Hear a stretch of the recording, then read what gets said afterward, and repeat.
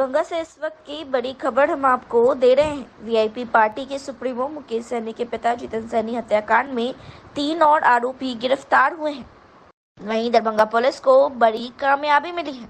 तमाम मामले पर दरभंगा के एसएसपी जगन्नाथ रेड्डी ने प्रेस वार्ता कर मीडिया को जानकारी देते हुए कहा कि विकासशील इंसान पार्टी के सुप्रीमो मुकेश सहनी के पिता जितेंद्र सहनी के हत्या के मामले में गिरफ्तार मुख्य आरोपी काजिम अंसारी के निशानदेही पर इस कांड के 3 और आरोपी के दरभंगा पुलिस ने गिरफ्तारी की है। यह बात की जानकारी देते हुए दरभंगा के वरीय पुलिस अधीक्षक जगन्नाथ रेड्डी ने बताया कि घटनास्थल से पुलिस ने देशी शराब के 38 खाली पाउच को भी बरामद किया है। सभी खाली पाउच को एफएसएल को जांच के लिए भेजा जा रहा है। वहीं जगन्नाथ रेड्डी ने कहा कि अनुसंधान के क्रम में 3 लोगों की गिरफ्तारी की गई है, जिनका नाम सितारे उर्फ छेदी, छोटे लहरी, मोहम्मद आजाद है। ये तीनों काजिम अंसारी के साथ घटना को अंजाम देने में शामिल थे। गिरफ्तार अभियुक्त सितारे उर्फ छेदी मृतक से 20,000 रुपए सूद पर लिया था, जिसकी वजह से मृतक पैशन प्रो मोटरसाइकिल और एक कागज भी रखे हुए थे। कांड में शामिल छोटे लहरी 6,000 रुपए सूद पर लिए थे, जिसके बदले मृतक जमीन का कागज रखे हुए थे। वहीं मोहम्मद आजाद इस कांड में इन लोगों के सहयोगी के रूप में थे। वहीं एसएसपी ने कहा कि घटनास्थल पर जो सीजर लिस्ट बना था उसमें एक संदूक था, उसमें से 23 कागज बरामद हुए हैं, जिसमें से 2 जमीन के कागज थे। शेष सूद के कारोबार से जुड़े दस्तावेज थे। वहीं उन्होंने कहा कि घटनास्थल से 38 खाली पाउच मिले थे। हम लोग प्रथम दृष्टि शराब का सेवन मानते हुए टेस्ट के लिए एफएसएल को भेजा जा रहा है, ताकि कंफर्म हो सके कि खाली पाउच के अंदर शराब था या फिर पानी था। वहीं एसएसपी जगन्नाथ रेड्डी ने बताया कि काजिम अंसारी के द्वारा दिए गए बयान के अनुसार इन्हीं चारों ने मिलकर घटना को अंजाम दिया था। वहीं उन्होंने कहा कि मर्डर वेपन खोजने का भी काम चल रहा है। साथ ही उन्होंने बताया कि वे लोग इस कांड के मुख्य अभियुक्त काजिम अंसारी को रिमांड पर लेने के लिए भी रिक्वेस्ट किया है, ताकि इस कांड से संबंधित अन्य जानकारी मिल सके। अनुसंधान क्रम में 3 लोगों का गिरफ्तारी हुआ है। उनका नाम है सितारे, छोटे लहरी और मोहम्मद आज़ाद। ये तीनों जो काजिम अंसारी के साथ घटनाक्रम में संलिप्तता था इनका।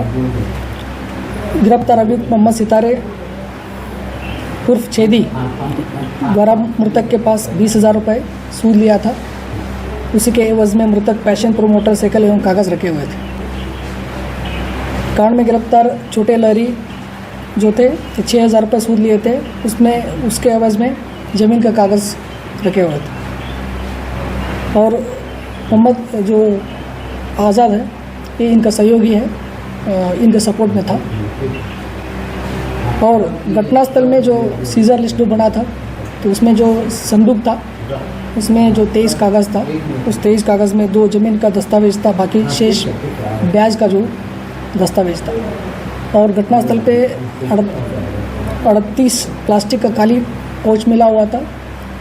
तो हम लोग उसको प्रथम दृष्टता शराब का सेवन मानते हुए उसको एफएसएल के लिए टेस्ट के लिए भेजा जा रहा है, ताकि पानी है या शराब का चेक करने के लिए।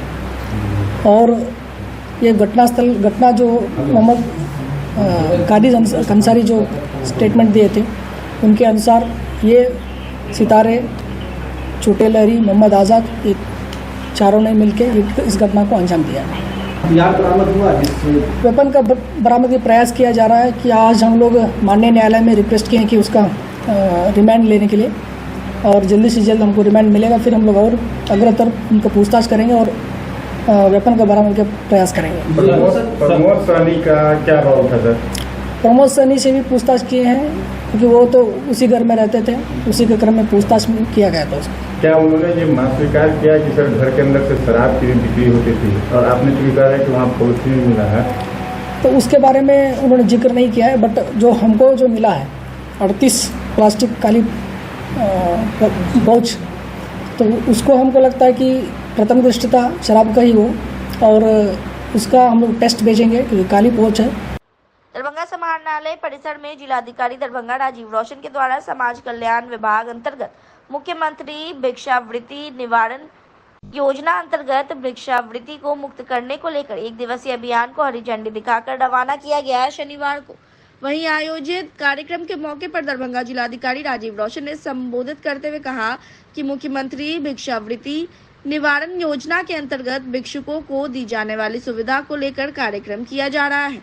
उन्होंने कहा कि भिक्षावृत्ति वास्तव में समाज से जुड़ा हुआ बहुत ही गंभीर मुद्दा है। भिक्षावृत्ति किसी भी स्वच्छ और सभ्य समाज के लिए अच्छी बात नहीं है। उन्होंने कहा कि नुक्कड़ नाटक की टीम द्वारा जो प्रस्तुति दी गई है भिक्षावृत्ति के प्रत्येक सामाजिक पहलुओं को छूता है और बताता है कि किस प्रकार से भिक्षा मांगने वाले का अपमानित होता ही है, साथ ही उनके अपने ही परिवार और अपने ही जीवन पर भी बुरा असर पड़ता है। भिक्षावृत्ति सामाजिक के साथ साथ मानसिक बुराइयों में शामिल है और स्वच्छ देश एवं समाज की परिकल्पना में भिक्षावृत्ति एक अभिशाप के रूप में है। आरंभ किया जा रहा है और इसमें जो उपस्थित थे हमारे डालसा के सचिव, ADSS नेहा और बाकी पदाधिकारी, वास्तव में ये समाज से जुड़ा हुआ बहुत ही गंभीर मुद्दा है। भिक्षावृत्ति किसी भी स्वच्छ और सभ्य समाज के लिए अच्छी बात नहीं है, शर्म की बात है।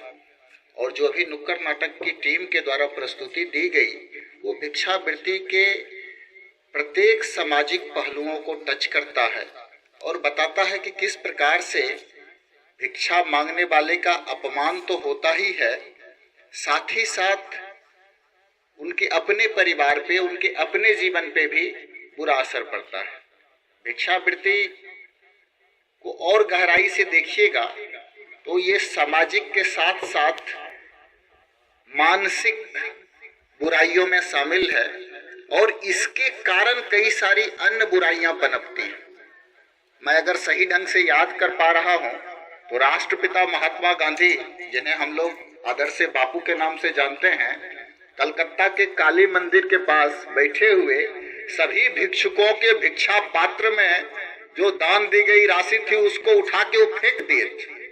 और फेंकने के बाद लोगों ने उनसे पूछा, उस समय के जो भी लोग थे, कि आपने भिक्षुकों का जो भिक्षा पात्र में मिला हुआ था आप दिए नहीं और उल्टे उठा के फेंक दिए। बोले कि वो जो था वो बिना श्रम का था, अब जो फेंक दिए उसके बाद जो वो चुन रहा है कम से कम उतना श्रम तो उसमें शामिल हो गया है। मुख्यमंत्री भिक्षा निवृत्ति निवारण योजना के तहत आज जागरूकता के लिए यहाँ से टीम निकल रही है। टारगेट है कि लहरियासराय बस स्टैंड और बाकी परिसर में भिक्षावृत्ति को दूर किया जाए। नुक्कड़ नाटक की टीम के द्वारा भी बहुत ही बेहतर तरीके से प्रस्तुति की गई है, जिसमें भिक्षावृत्ति की सभी बुराइयों को और उनके पुनर्वास के जितनी भी संभावनाएं हैं उसके बारे में दिखाया गया है। सहायक निदेशक जो नेहा हैं, उन्होंने बहुत ही सही तरीके से और बहुत ही मेहनत करके इस पूरे प्रोग्राम को ऑर्गेनाइज करने का काम किया है। हमारे साथ से डालसा के सचिव जो हैं वो भी हैं यहाँ पर। तो सब लोगों ने मिलकर के बहुत अच्छे ढंग से इस अभियान को आगे बढ़ाया है। मैं उम्मीद करता हूँ कि इसका सकारात्मक संदेश जाएगा और भिक्षावृत्ति की बुराई को हम लोग जिले से मिटाने में सफल होंगे। बीपीएससी शिक्षक भर्ती परीक्षा के दौरान दरभंगा के जिला स्कूल सेंटर पर शनिवार को छात्रों का हंगामा हुआ। कुछ विशेष छात्रों को टीचर द्वारा चोरी कराने के गंभीर आरोप लगाए गए। तमाम घटना की सूचना पर मौके पर पुलिस बल और 112 नंबर की गाड़ी पहुंची। अनुमंडल पदाधिकारी सदर दरभंगा विकास कुमार, अनुमंडल पुलिस पदाधिकारी दरभंगा अमित कुमार, एडीएम दरभंगा, अन्य कई पदाधिकारी पहुंचे। हंगामा करने वाले छात्रों को तत्काल पूछताछ कर रही थी। वहीं तमाम मामलों पर परीक्षार्थियों ने एक लिखित आवेदन भी दिया, जिस आवेदन पर वहां के पदाधिकारी ने कहा कि तमाम मामले पर सीसीटीवी कैमरे को खंगाला जाएगा और जांच की जाएगी कि आखिर क्या हुआ है। जांच के बाद ही कुछ कहा जा सकेगा। वहीं परीक्षा केंद्र पर हंगामा कर रहे छात्रों का यह आरोप था कि एक छात्र ने चिट को खा दिया है और भी कई आरोप लगाए गए। हालांकि आरोप कहाँ तक सही है, क्या गलत है, यह जांच का विषय है। वहीं तमाम आरोपों के संबंध में अनुमंडल पदाधिकारी सदर दरभंगा विकास कुमार से भी हमने बात की। क्या कुछ बताया उन्होंने, आइए आपको सुना रहे हैं। आप लोग विद्यार्थी हैं, जो भी बात लिखना है लिखित में दिया जाए। इस तरह से शोर शराबा कृपया न किया जाए जिससे विधि व्यवस्था खराब हो सके। कृपया जो भी बात रखना है लिखित में दीजिए। किस तरह का हम लोग के साथ हुआ और हमारे बढ़िया पदाधिकारी भी आए हुए हैं, उनको दीजिए। इस तरह शोर शराबा नहीं कीजिए।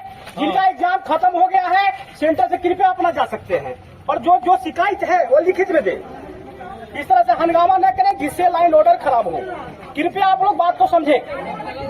आप लोग लिखित में दे, जो समस्या है लिखित में दे, गदर नहीं करे। शोर शराबा करेंगे तो समस्या उत्पन्न हो जाएगा। जो कहना है लिखित में दे, किस तरह की बात आई है उस पर लिखित पर जांच की जाएगी। हमारे वरीय पदाधिकारी जांच करेंगे। और जिनकी एग्जाम खत्म हो गई है वो कृपया यहाँ सेंटर से जाए। जो पुलिस वाले यहाँ पर नियुक्त है, बाकी लोगों को कहे जाए, जो लिख के देना चाहते हैं वो कृपया यहाँ रहेंगे, बाकी लोग जाएंगे। जो लिखित में देना चाहते हैं वो आदमी रहेंगे, वो विद्यार्थी रहेंगे, बाकी लोग इतना भीड़ लगा के यहाँ पर जो है वो नहीं रहे। लेकिन कंप्लेंट जब भी होगा, एफआईआर जब भी दर्ज होगी तो जो सेंटर कंप्लेनेंट हैं उनके या इन्वेस्टिगेटर के बयान पर होता है वो कंप्लेनेंट बनेंगे। उसके लिए जांच कराई जा रही है। जैसा रजू साहब ने बताया, कुछ हॉल में सीसीटीवी पर्याप्त मात्रा में लगे हुए हैं जितने होने चाहिए मानक के अनुसार। उनको देखा जा रहा है। सीसीटीवी को संभालने के लिए, पूरे वीडियोग्राफी को देखने के लिए मजिस्ट्रेट नियुक्त किया गया है। पूरे मामले की जाँच गंभीरता से की जा रही है, सेंटर सुप्रिटेंडेंट की मौजूदगी में, मजिस्ट्रेट की मौजूदगी में और कुछ और अन्य जो अधिकारी हैं उनकी मौजूदगी। क्या अगर उसके बाद उसमें यदि कुछ सामने आता है तो सेंटर सुप्रिटेंडेंट के बयान पर, उनके लिखित आवेदन के आधार पर प्रॉपर केस कराया जाए। अच्छा, शिकायत इंडिविजुअल एक लड़के के खिलाफ है या और भी है इस तरह का? नहीं, अभी तो एक ही लड़के के खिलाफ है जो खुद ने ही, लड़कों ने ही किया है। लड़कों ने किसी को रोका था, जेल करने की कोशिश की थी और उनका कहना है कि उसने चिट खा लिया, जिसका लेकिन उनके पास वीडियो नहीं है। लेकिन अगर सीसीटीवी में सब कुछ सामने आ जाएगा। प्राइमरी स्टेज में क्या लगा सर, आप लोग जो जांच किए पूछताछ? प्राइमरी स्टेज में ये लग रहा है, जितना लग रहा है कि एग्जाम ओवर हो चुका है। एग्जाम ओवर होने के बाद एक होलोग्राम स्टिकर लगाया जाता है, जो बच्ची जा रही है, जो संज्ञाधीन है, उसके एडमिट कार्ड पर भी वो लोगो लगा हुआ है। इसका मतलब है कि एग्जामिनेशन खत्म हो चुका था। खत्म होने के बाद जब सारे छात्र लौट रहे थे और वो एक आध एमआर कोड में कुछ आंसर्स वगैरह रख रही थी, अधिक टाइम उसे मिला था या लास्ट मिनट में कुछ 10-20 सेकंड का आगे पीछे का होता है, वो सामान्य प्रक्रिया है सब पेपर्स कलेक्ट करने के प्रोसेस में। उस समय स्वाभाविक है कि लोगों का ध्यान आकृष्ट उस तरफ हो गया होगा कि हाँ वो क्या कर रही है। उस क्रम में ये सारी बातें हुई है। सारी बातों में इसके पूर्व जरूर कुछ हुआ होगा, जो भी हुआ वो कैमरे में कैद अगर हुआ होगा तो। सेंटर मैनेज करने की बात का आरोप लगा रहे हैं। देखिए, छात्र हैं, जागरूक हैं और जो माहौल चल रहा है उसमें तरह के आरोप लगा रहे हैं, लेकिन सबकी पुष्टि सीसीटीवी के व्यापक जांच के बाद ही हो सकती है। ठीक है सर। एग्जाम हो रहा था, कुछ बच्चों की शिकायत है कि हॉल में जिसमें 96 बच्चे बैठे हुए थे, उसमें एक कैंडिडेट है प्रियंका नाम की, उनको वहाँ के इन्विजिलेटर्स के द्वारा एग्ज़ाम के दौरान मदद की जा रही थी और लास्ट के आर में जब बच्चों का OMR ले लिया गया तो उसको OMR देके और उससे OMR को फिल कराया जा रहा था। यही उनकी शिकायत है। फिर आप लोगों ने पहुँचे क्या पाए? देखिए, अभी उनकी शिकायत है और जो हॉल है वो फुली सीसीटीवी कवरेज के अंदर है, तो अगर ऐसा कुछ भी हुआ होगा तो सीसीटीवी में क्लियरली विजुअल होगा। तो सर, उसमें कोई ऐसी बात ही नहीं है। जो टेक्निकल चीज़ है सीसीटीवी में है। अभी हमने जो यहाँ पे स्टैटिक मजिस्ट्रेट थे उनको और इन्वेस्टिगेटर को बोला है कि बैठ के आप मुझे रिव्यू करके बताइए कि उसमें कुछ ऐसा है कि नहीं, किसी भी इन्वेस्टिगेटर के द्वारा मदद की जा रही है स्टूडेंट। शिकायत भी की गई है सर? जिस हॉल का है शिकायत वहाँ पे है, बाकी सारे में है कि नहीं ये देखना पड़ेगा। शिकायत भी मिली है आपको इसको लेकर स्टूडेंट की? हाँ, स्टूडेंट ने मुझे एक लिखित आवेदन दिया है। क्या किया है? लिखित आवेदन में यही है कि एग्जाम के बाद जब वो एग्जाम से हॉल से बाहर निकल रहे थे तो उन्होंने देखा कि एक टीचर, एक मेल के द्वारा एक स्टूडेंट को OMR नहीं लिया गया था और OMR में उनको रिपोर्ट किया जा रहा था। तो भरा जा रहा था, ये बात इन्होंने बताया है। स्टूडेंट का एलिगेशन है, ये तो एलिगेशन है, जांच का विषय है। सर, हॉल उससे पूछताछ की गई है जो स्टूडेंट को आप लोग रोके हुए प्रियंका, उनका क्या कहना है? उनका कहना है कि मैं अपना सही तरीके से मैंने एग्जाम दिया है, एग्जाम देके। लेकिन सर वहाँ पे देखा गया कि जो लड़की छात्रा थी जिसका आरोप है उसके साथ जो कुछ जो छात्र से गलत तरीके से बिहेव कर रहे थे, मारपीट का सूचना दिखाई, जो वीडियो क्या कहना? देखिए, जो वीडियो है उसमें उनका कहना है कि दोनों पक्ष से मेरा पूछा गया है। उनका कहना है कि एक रोकने की कोशिश करें तो एक रोकना नहीं चाह रही थी कि भाई मैं एग्जाम देने का चाहिए, बस उसी बीच का है, कोई हाथापाई या अभद्रता नहीं है। वो एक दूसरे को बस रोकना चाह रहे थे और एक दूसरा हाथ छोड़ा था। अगर सब कुछ फेयर था तो वो लड़की क्यों आके चीट पुर्जा जो मुंह में खा गई? ये आरोप है, दिस इज एन एलिगेशन, ठीक है। इसका कोई एविडेंस नहीं दिया गया है उनके द्वारा। सर, जिस हॉल की बात हो रही है उसमें सीसीटीवी कैमरा नहीं लगा हुआ। हॉल में सीसीटीवी कैमरा लगा है, उसको खंगाला गया है क्या सर? ये अभी देखेंगे बैठ। सर, एक छात्रा ने आरोप लगाया कि हर बात पे बोलती है कि मेरे पास उसका वीडियो है अंदर का, तो मोबाइल लेके कैसे चला गया छात्रा? कौन सा वीडियो है? जो कंप्लेनर छात्रा है निधि कुमारी, एग्जाम उसने खत्म होने के बाद का है। एग्जाम खत्म होने के बाद वो बाहर आए हैं, बैग से अपना क्या फोन लेके गए हैं और तब रिकॉर्ड। अच्छा, एक आखिरी सवाल ये सर कि क्या टाइम ओवर होने के बावजूद भी जो है वो बैठ के अपना भर रही थी क्या ऐसा? देखिए शिकायत है और ये सब सीसीटीवी कैमरे में है, तो सारा चीज सीसीटीवी कैमरे देखने पे अपने आप ले। नहीं तो क्या माना जाए क्या कि एग्जाम ओवर होने के बाद हुआ घटना कब हुआ? एग्जाम के दौरान हुआ या उसके बाद हुआ? तो पूरी तरह से एग्जाम खत्म होने के बाद और बच्चों का मार्कशीट ले लिया गया उसके बाद। ठीक है, सर thank you। उस हॉल में 4 शिक्षक शिक्षिका थे, तो उस चारों से पूछताछ की गई है? चारों का कहना है कि ऐसा कुछ भी नहीं हुआ एग्जामिनेशन साल। ठीक है, थैंक यू।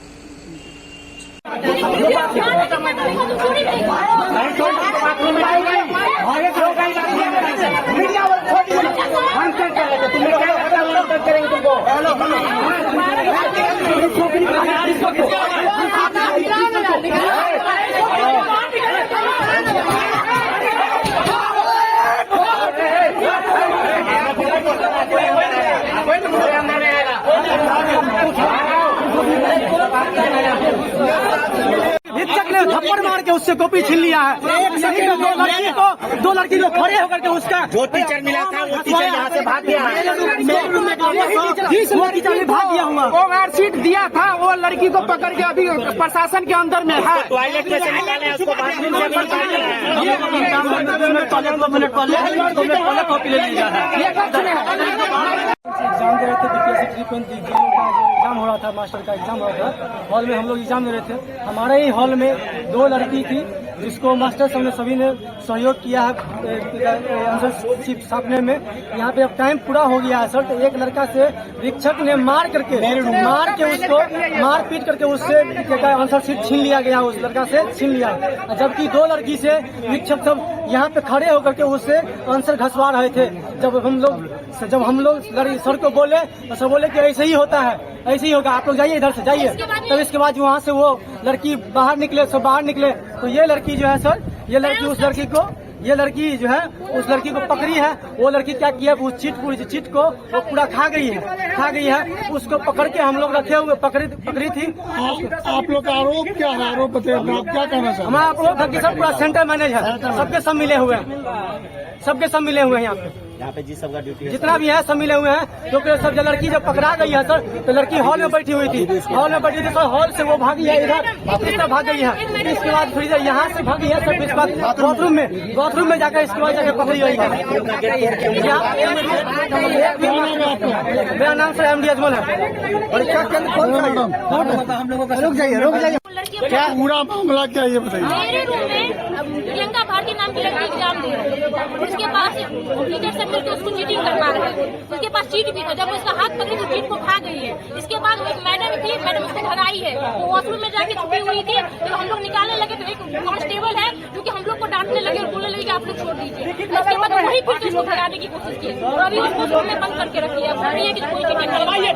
एक मैडम थी, मैडम बोले हैं कि आप ऐसे क्यों किया, तो अपना ID फाड़ के फेंक दिया। बोलिए हम तो नहीं जानते, हम ऐसे ही करेंगे। अभी आप लोग का एग्जाम जो है वो पूरा कंप्लीट हुआ या अधूरे में छोड़ के कंप्लीट हो गया था। कंप्लीट होने के बाद कॉपी लेने के बाद सर से कॉपी ले लिया गया था। इसके बाद उसे जो पूरा टाइम देके उसे रखवाया जा रहा है। आप लोगों का आरोप सीधे तौर से ये है, यहाँ एग्जाम कैंसिल होना चाहिए।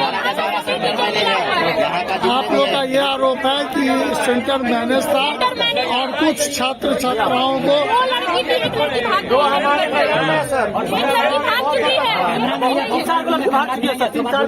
आप लोग क्या चाहते हैं? आप क्या चाहती हैं कि क्या मांग करती है? एग्जाम कैंसिल हो, सेंटर में कभी एग्जाम ही ना हो। अरे एक आदमी बोलिए ना तो सब आदमी। क्या नाम हुआ? या तो तुम्हें सब बोल रहे, या तो एक आदमी बोल रहे हैं कि बार बार बोल रहे हैं। परीक्षा तो हम टीचर वाला परीक्षा केंद्र कौन सा? जिला स्कूल, PKD जिला स्कूल दरभंगा। ना पुलिस वालों ने ऊपर से नीचे महिलाओं को चेक किया, ना जेंट्स को चेक किया। एक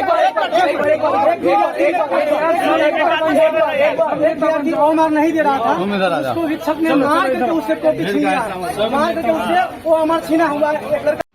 राज्य की डबल इंजन की सरकार में बढ़ती आपराधिक घटनाएं, हत्या, लाचार कानून व्यवस्था, लूट, भ्रष्टाचार, बेरोजगारी और कमर तोड़ महंगाई और वर्तमान में वीआईपी पार्टी के मुकेश सैनी के पिता जितेंद्र सैनी की हत्या के खिलाफ इसकी सीबीआई जांच की मांग और तमाम दोषियों पर कड़ी कार्रवाई करने की मांग को लेकर इंडिया गठबंधन जिला दरभंगा की ओर से प्रतिरोध मार्च निकाला गया। शनिवार को यह प्रतिरोध मार्च दरभंगा के लहरियासराय स्थित धरना स्थल मैदान से निकाला गया, जो कमिश्नरी कार्यालय, डीआईजी कार्यालय, समाहरणालय होता हुआ और भी कई जगह से गुजरा। प्रतिरोध मार्च के माध्यम से बिहार सरकार के खिलाफ जमकर नारेबाजी की गई। हिंदू मुस्लिम को बांट के अपना राज स्थापित करना चाहती है। लॉ एंड ऑर्डर इसका बिल्कुल फेल है। विद्यार्थी के परीक्षा का सवाल हो, अभी जितेंद्र सैनी हत्याकांड, इतना बड़ा वीआईपी के नेता मुकेश सैनी जी के पिता की हत्या हो गई। सरकार सही बात का मतलब जांच नहीं कर रही है और उनको राजनीतिक प्रेरित होकर के राजनीतिक भावना से प्रेरित होकर उनके पिताजी का हत्या की गई है। हम लोग सीबीआई से मांग करते हैं कि सीबीआई के सरकार से मांग करते हैं कि इनका जांच सीबीआई से हो, जो न्याय मिल सके। और जब वीआईपी के प्रमुख का परिवार जो है, मुकेश सहनी जी का परिवार जब सेफ नहीं है, तो आम जनता का क्या हाल है ये किसी से छुपा हुआ नहीं है। इस सरकार को तुरंत रिजाइन करना चाहिए और दूसरी सरकार बने जो लॉ एंड ऑर्डर और बिहार की जनता को देखे। आज देख लीजिए किस तरह से प्रशासन विफल है हर जगह, किस तरह से क्राइम रेट बढ़ गया है, ये किसी से छुपा हुआ नहीं है। हम लोग प्रतिरोध मार्च कर रहे हैं सरकार के अगेंस्ट और प्रशासन के अगेंस्ट। सरकार नींद में ने मिल करके ये फैसला लिया कि जिस तरीके से बिहार के अंदर एक लॉलेस स्टेट बन चुका है, लॉ एंड ऑर्डर के नाम पे कोई कुछ नहीं है बिहार के अंदर। डेली क्राइम रेट बढ़ता जा रहा है, चाहे वो डकैती हो, चाहे मर्डर हो, चाहे वो अपराध की जो भी घटनाएं वो बिहार के अंदर बढ़ चुकी है। दरभंगा में जिस तरीके से हमारे एक सीनियर एलआई मुकेश सैनी जी के पिताजी की जिस तरीके से निर्मम हत्या कर दी गई, और ये दिखाता है कि सरकार के अंदर चाहे थाना हो चाहे प्रशासन हो, वो सोया हुआ है और थाना क्या कर रहा है ये जनता से बढ़कर कोई नहीं जानता है। तो इस तरीके से हमने एक प्रतिरोध मार्च पूरे बिहार के अंदर महागठबंधन तय किया कि इस महाचोर सरकार है जो एक तरीके से लॉलेस है, देश को लूटने का काम कर रहे हैं, स्टेट को लूटने का काम कर रहे हैं। आज चाहे पेपर लीक का मामला हो,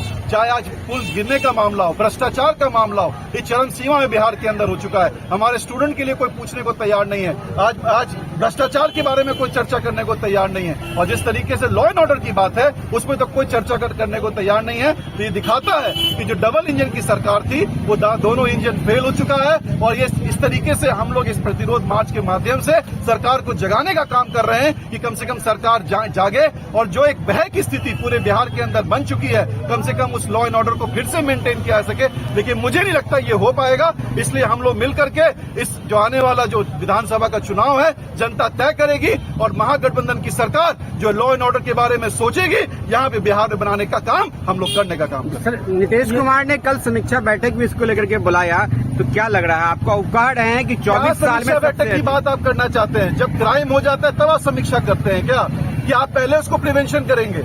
ये जिस तरीके से आप सिर्फ क्राइम हो चुका, आप बताइए इस बिहार के अंदर अगर आप क्राइम रेट को देखिएगा, हर हफ्ते आप देखिए किस तरीके से डकैती और मर्डर और जिस तरीके चोरी की घटनाएं बढ़ चुकी हैं, उसके बारे में कौन चिंता करने को तैयार है? ये तो बिहार को लूटने के लिए आए हुए हैं। चाहे आज पुल का देखिए किस तरीके से घोटाला हो गया, आज पेपर लीक का कितना बड़ा घोटाला हो गया, स्टूडेंट्स आज परेशान है, किसान परेशान है, मजदूर परेशान है। आप किस बारे में बात करना चाहते हैं? तो जो माध्यम है सब में सरकार फेल हो चुकी है, इसलिए सरकार को रहने का कोई हक अब नहीं बनता है। सरकार को फौरन नीतीश कुमार जी को फौरन रिजाइन करना चाहिए और एक अच्छी सरकार महागठबंधन की है जो कम से कम लॉ एंड ऑर्डर और कम से कम स्टूडेंट, किसान, मजदूर के बारे में सोचती है और आने वाला कल इनको जवाब सरकार नहीं जनता देने का काम। किस हत्याकांड की चर्चा आपका चल रहा है, मैं तो चाहूंगा कि इसकी सीबीआई इंक्वायरी हो और जिस तरीके से इनोसेंट लोग कभी फंसना नहीं चाहिए।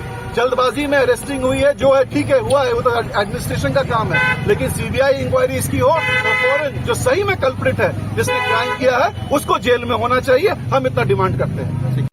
हर शनिवार की तरह इस शनिवार को भी दरभंगा जिला के विश्वविद्यालय थाना में जनता दरबार लगा। वहीं आयोजित जनता दरबार में विश्वविद्यालय थाना क्षेत्र से अच्छी संख्या में फरियादी पहुंचे थे और उनकी सुनवाई की गई। अधिकतर मामलों की शिकायतों में भूमि विवाद से संबंधित शिकायत लेकर फरियादी पहुंचे थे।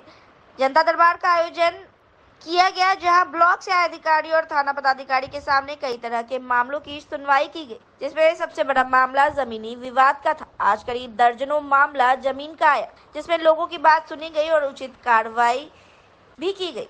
पूरा मामला हमारा जमीनी मामला, हमारा सुंदरपुर बापू चौक से हमारा जमीन 13 दूर का एक जमीन है, हमने 2018 में खरीदा था। तो जमीन पे विनोद महतो नाम के शख्स हैं, वहीं पे हैं, वो ज़मीन के विक्रेता भी हैं, ज़मीन का खरीद बिक्री भी करते हैं। और वो जो है सो हमारे ज़मीन पर जो है सो धावा बोल रहे हैं, वो ज़बरदस्ती हमारी ज़मीन पे ताला भी मार दिए हैं। हम परसों तरसों हम साफ़ सुथरा कर रहे थे, हमारे साथ में मारपीट भी किए हैं और हमारे ज़मीन पे धावा भी बोल दिए और हमारे गेट में ताला भी मार दिए। जमीन जो आप लिए चेक करके लिए थे, किसका जमीन था? सारा कुछ चेक करके लिए। हमारे पास में टोटल अभी तक का 2024 तक का हमारे पास में रसीद अपडेट है हमारे पास। केवाला किन से आप करवाए थे?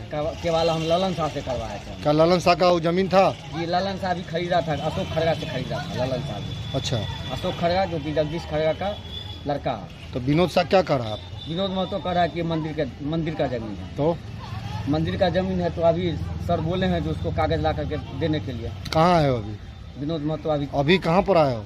अभी थाना पे हैं अभी हम। क्या आश्वासन मिला? आश्वासन मिला अगले सैटरडे का। दोनों पार्टी यहाँ प्रेजेंट? पार्टी को अगले सैटरडे 13 धूरा, मात्र 13 धूरा। क्या नाम आपका? राजेश कुमार। किसके नाम से जमीन है? सपना गुप्ता के नाम से। आपके नाम से जमीन है? क्या नाम आपका? घर कहाँ हुआ आपका? कैदराबाद। उनका क्या नाम है? राजेश कुमार। भारतीय ज्ञान परंपरा अति प्राचीन एवं समृद्ध है, जिसकी शुरुआत वैदिक काल में ही हुई। वेद न केवल ज्ञान विज्ञान का भंडार है, बल्कि नैतिकता एवं मानव मूल्यों का आदि एवं विस्तृत स्रोत है। भारतीय ज्ञान परंपरा हमें सदाचारी, व्यवहारिक एवं समाजोपयोगी बनाता है। व्यक्ति एवं समाज को सही मार्ग दिखाने के लिए संस्कृत साहित्य में नीतिशतक, पंचतंत्र तथा हितोपदेश जैसे नीति काव्यों की रचना हुई। ऐसी रचनाएं पश्चिमी एवं अरब देश के साहित्यों में नहीं दिखती है। यह बातें दिल्ली विश्वविद्यालय के संस्कृत प्रधानाध्यापक डॉक्टर राजेंद्र कुमार ने ललित नारायण मिथिला विश्वविद्यालय दरभंगा के स्नातकोत्तर संस्कृत विभाग के तत्वाधान में भारतीय ज्ञान परंपरा में नैतिकता एवं मानव मूल्य विषय पर आयोजित एकल व्याख्यान में कही। उन्होंने कहा कि दंड या कानून के द्वारा तत्कालीन एवं बाह्य रूप से नियंत्रित किया जा सकता है, परंतु नैतिकता मानव को स्थायी एवं आंतरिक रूप से नियंत्रित करता है। भारत के सभी धर्म एवं साहित्यों में समाज को बेहतरीन बनाने के लिए नैतिकता एवं मानव मूल्यों का विस्तृत वर्णन मिलता है। दादी नानी द्वारा भी नैतिकता एवं मानव मूल्यों को विकसित करने के लिए कथा कहानी सुनाने की परंपरा है।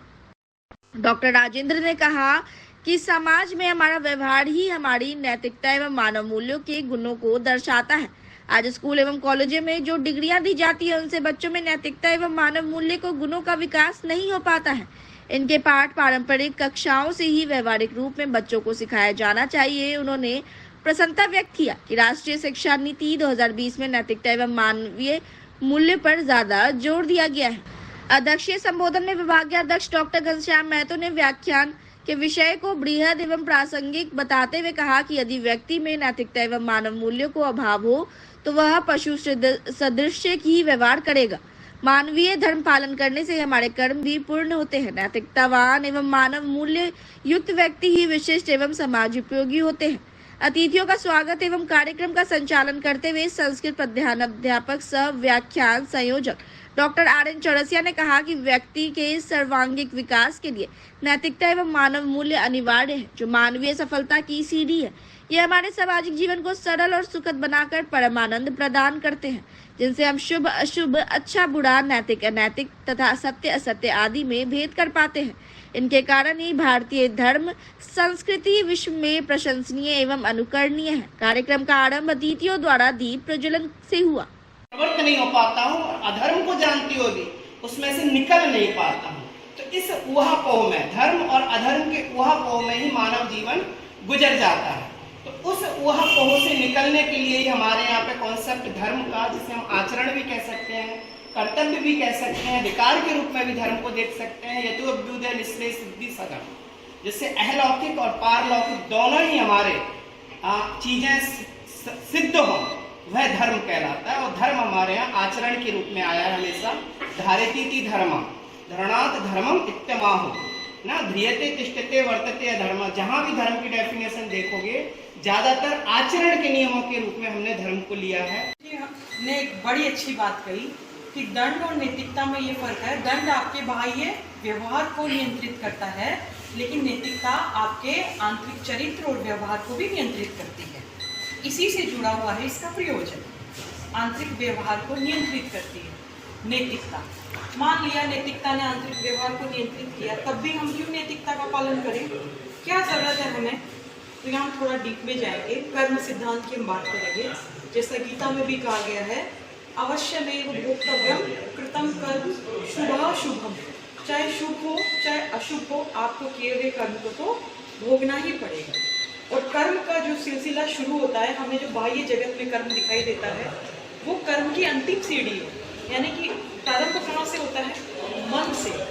फिर दूसरी सीढ़ी है वचन, और फिर जब वो कर्म रूप में होता है तो वो बाह्य जगत में होता है। मन से जब होता है तो मन से वो चित्रवृत्ति का निर्माण होता है।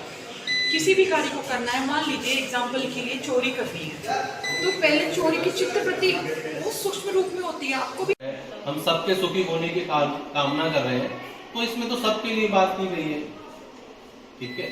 तो फिर वो कहते हैं कि नहीं, इसमें और भी बहुत सारी चीजें मिलती है। जब हम यज्ञ याग आदि करते हैं तो वहां पर हिंसा की जाती है, कई जगह हिंसात्मक यज्ञों का वर्णन मिलता है। तो हम पूरी तरह से हिंसा का परित्याग करते हैं। जैन और बौद्ध दर्शन पूरी तरह से, धर्म जो है पूरी तरह से हिंसा का परित्याग करता है। यही कारण है कि इसीलिए वो वेद को कभी उसने एक्सेप्ट नहीं किया। तो वो कहते हैं कि इसलिए हम जो है इस वेद को एक्सेप्ट नहीं कर सकते। तो फिर मनु ने उत्तर दिया, ठीक है, आप वेद को मत मानिए, स्मृति को मत मानिए, किंतु इसके बाद और भी बातें कही है। सदाचरण, सदाचार और स्वस्थचर्या, अपने को अच्छा लगे इस तरह का काम जो हमें एक अच्छी फील कराता हो, और दूसरा एक अच्छा आचरण। आप उन दोनों को नहीं ग्रहण कर सकते तो इन दोनों को तो ग्रहण कर ही सकते हैं, ठीक है। तो इस तरह से सोसाइटी में आप देखेंगे, राजनीतिक विज्ञान में भी जाएंगे तो वहां भी हमेशा ये डिबेट चलती रहती है कि नैतिकता और कानून में क्या अंतर है। तो वहां बताया जाता है कि जो कानून है वो व्यक्ति को केवल जो है एक दंड के माध्यम से चीजों को नियंत्रित करता है, किंतु नैतिकता क्या करती है, आपके बाह्य जो आचरण है उसको नियंत्रित करने के साथ साथ आपके आंतरिक आचरण को भी जो है नियंत्रित करती है। ये उसका अंतर वहां पर बताया जाता है। तो उसी प्रकार से फिर धीरे धीरे जब ये नैतिकता को लोगों ने, पहले ऐसा होता था कि लोग जो है प्रवचन के माध्यम से, लोगों को बताने के माध्यम से चीजों का अनुकरण कर लिया करते थे।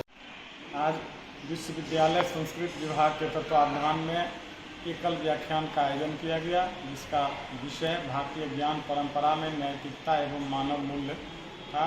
दिल्ली विश्वविद्यालय से डॉक्टर राजेंद्र कुमार संस्कृत प्राध्यापक व्याख्यान मुख्य रूप से उनका हुआ।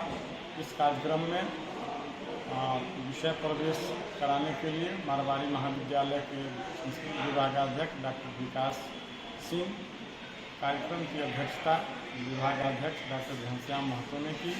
इस कार्यक्रम में 35 से अधिक छात्र छात्राओं ने भाग लिया और भारतीय ज्ञान परंपरा में नैतिकता का किस रूप में वर्णन मिलता है, मानवीय मूल्यों का वर्णन, और उसका हमारे व्यवहारिक जीवन में क्या महत्व है, प्रासंगिकता है, इस विषय पर आज व्याख्यान विस्तृत हुआ। और साथ ही साथ इस कार्यक्रम में शोधार्थी, विद्यार्थी के साथ साथ अन्य व्यक्ति भी उपस्थित थे। विशेष रूप से धन्यवाद ज्ञापन विभागीय प्राध्यापिका डॉक्टर ममता सिंह ने किया। मैं अतिथियों का स्वागत एवं संचालन किया। दीप प्रज्वलन कर इस व्याख्यान का शुभारंभ हुआ और संयोजक के रूप में मैं डॉक्टर RN चौरसिया, संस्कृत प्राध्यापक ललित नारायण विश्वविद्यालय पटना।